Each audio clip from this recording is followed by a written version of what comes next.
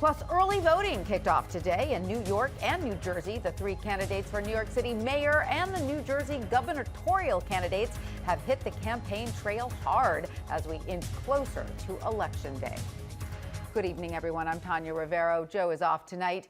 We begin with early voting, with Election Day less than 2 weeks away. For day one of early voting, 79,409 registered voters headed to the polls. Manhattan saw the most with over 24,000 votes, and Staten Island the least with just over 6,000. Right now, all eyes are on Democratic nominee Zohran Mamdani, independent former Governor Andrew Cuomo, and Republican candidate Curtis Sliwa. Today, Sliwa voted. No word yet from the other two on when they will head to the voting booth. Eyewitness News reporter Anthony Carlo has more.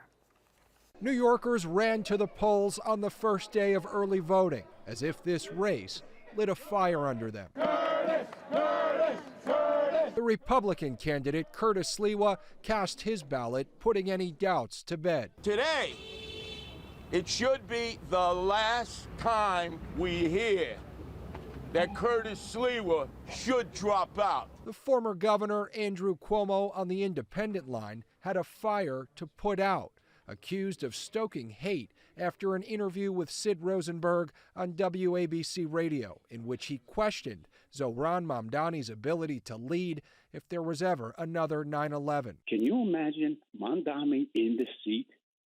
Yeah, I could. He'd be cheering. It's another problem. I do think it was an important test. I do think it was offensive, and I didn't take it seriously. Andrew Cuomo is allergic to apologizing. The assemblyman and frontrunner met with small business owners in East Flatbush, where he accused Cuomo of only supporting Muslims when it's convenient. It took myself, the first major Muslim candidate for mayor, beating him in the Democratic primary by 13 points, for him to set foot in a mosque for the first time in more than 10 years. He claims that he is the victim of attacks because he is a Muslim.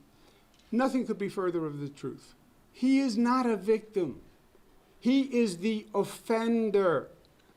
This entire campaign, he has been dividing and attacking and offending different New York groups. Cuomo says Mamdani is, quote, playing the victim because he is panicked and desperate, despite his strong lead in the polls. The decision is now in the hands of New Yorkers, with day two of early voting set for Sunday. Anthony Carlo, Channel 7 Eyewitness News.